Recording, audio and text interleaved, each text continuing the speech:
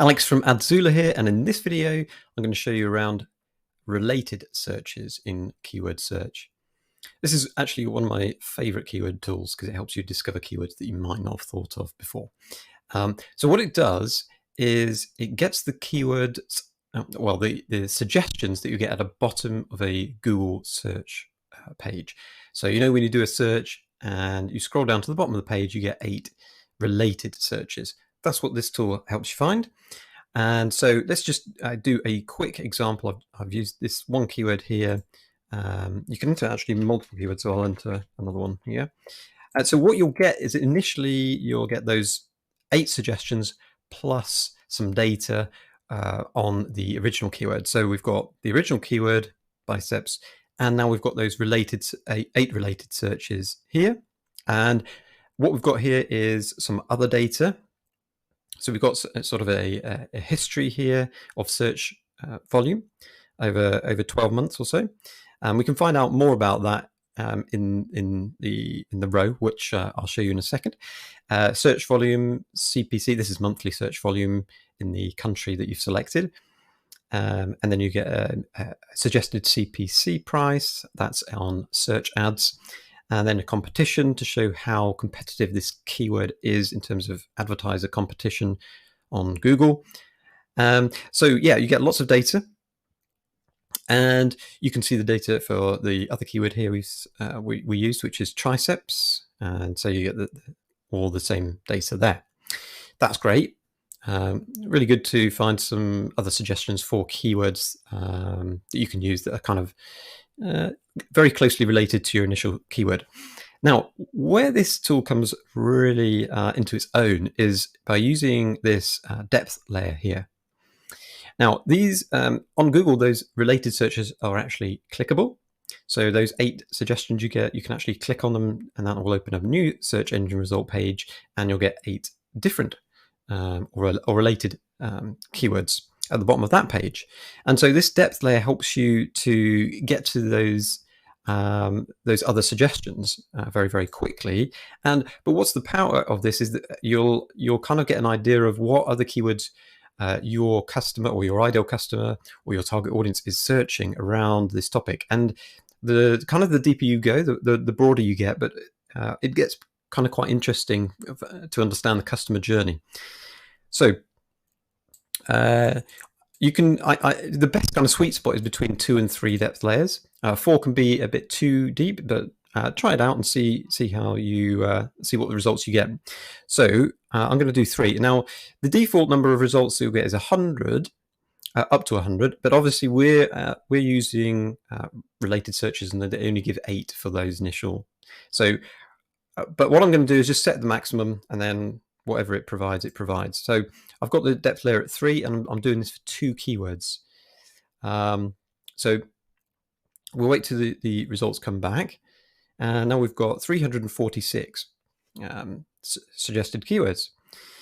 So let's have a little bit of a look through. And what I tend to do is use these this filters here.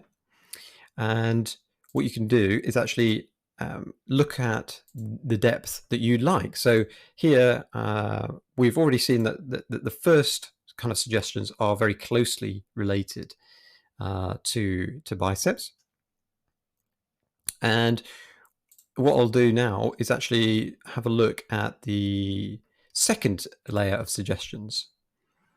So now we're a little bit further out from our initial keyword, and we're looking at the highest search volume keywords here. So really interesting to find out what other keywords people are using here. Crazy bicep workout, wouldn't have thought of that. Biceps function, that's kind of something that I might not have thought of. So there's lots in here for ideas of what you can use. And so use this to have a look around, and then this is kind of another step back. So we might be getting a little less, as close to biceps as we started with. So long head. Now this is interesting. This is what this tool really is really good at. Is throwing up those keywords that you may not have thought of or that are related, but you thought, this actually is quite interesting because my customer or my ideal customer is typing this in, but I didn't really think of that. Or this is the customer journey.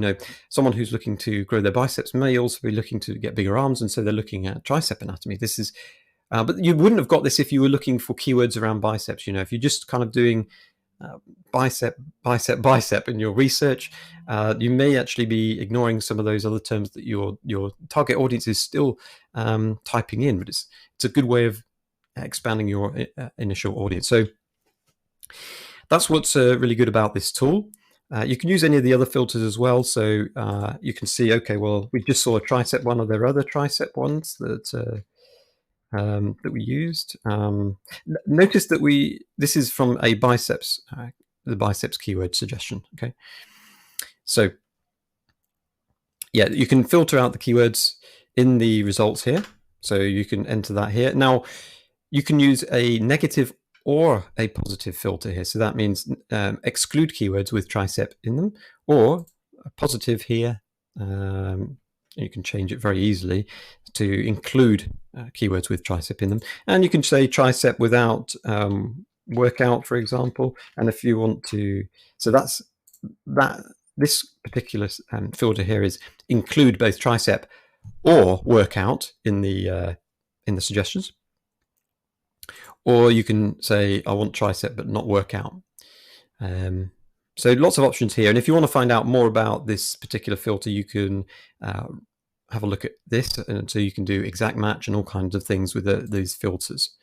You can also look at, if you've done a couple of searches, you can look at biceps and triceps. We deduplicate any any duplicates. And so if you see something like this where you've got biceps and triceps with a line separated but in one row, that means that this keyword here has come up as a suggestion for both of these keywords. Okay. And so some other data, if you want to kind of find out more about these keywords, you can actually open up the row here and you get some extra additional data. So first thing here you've got is categories. So you'll see we've got a keywords for category search. And if you wanted to use that, we can actually click these and that will appear in the keywords for category area, and we can do a search and get keywords based on that particular category.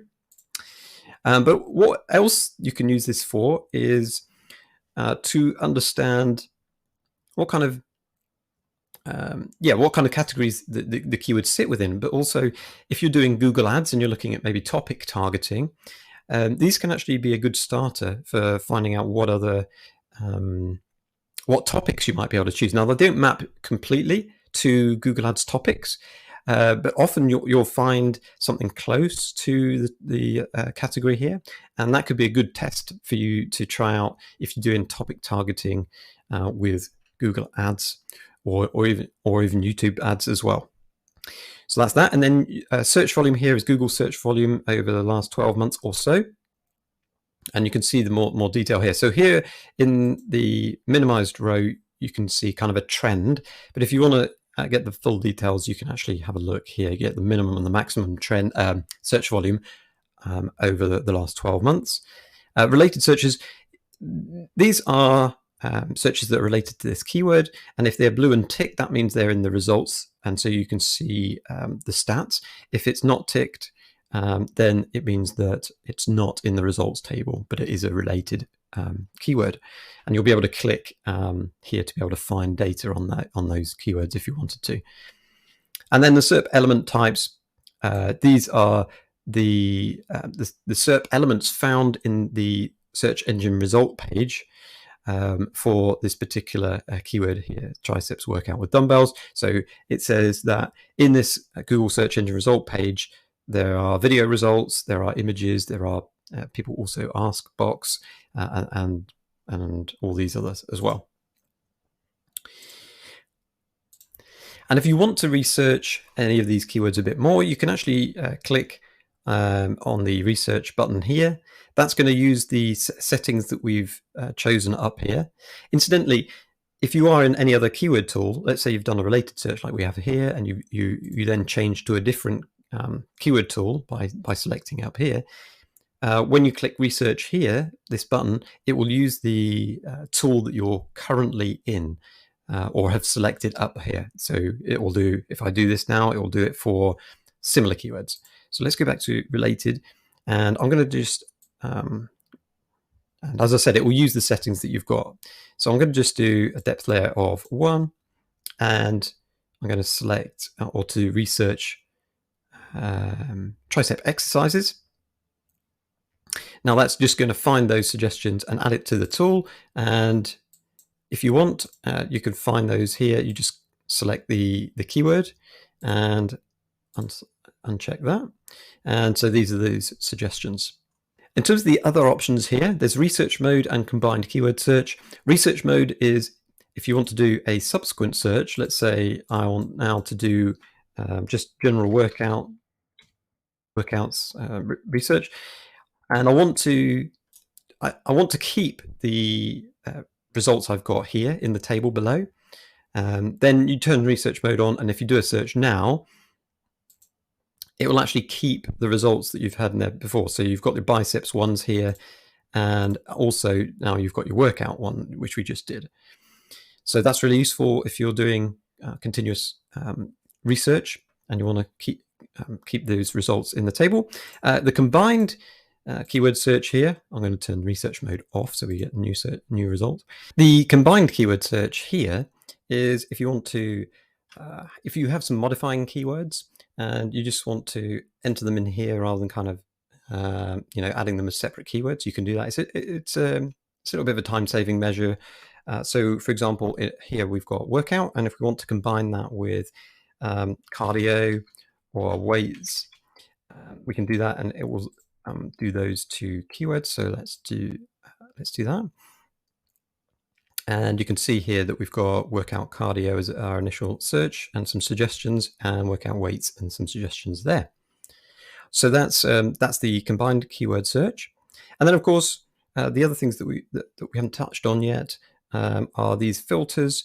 Most of them are pretty self-explanatory here. So you can choose depth. We've gone into the search types here, and you can also choose those keywords that are actually, or you can choose SERP element types that actually appear in the results of the keywords. So, for example, if we were looking for keywords that have videos in the search engine result page, you can tick that, and obviously you get quite a lot because this is the kind of market that you're in. Well, we're looking for here. So really useful if you're wanting to optimize for maybe your YouTube video in a Google search result. You could come here and look for keywords that actually show videos in the Google search engine result page. So you can play around with these. I've already touched on keywords, and I've touched on SERP types. Those are the two ones that are really useful. You can also play around with the search volume here. And if you want to get these results out of the table, you can do so with CSV, or my preferred method is get suggested keywords from as a text file, or should I say, just a list of text, and you could just copy and paste that anywhere you like. So that's the walkthrough of related searches in keyword search. If you have any questions, let me know in the chat. But yeah, hope you've seen something that's valuable to you. I'm sure there's lots of different applications here. For example, well, the main reason for related search is to discover keywords that you wouldn't have thought of. You can find competing brands, you can find questions, you can find competing products, and kind of understand the customer journey. So hope that's helped, and see you soon. See you in the next video.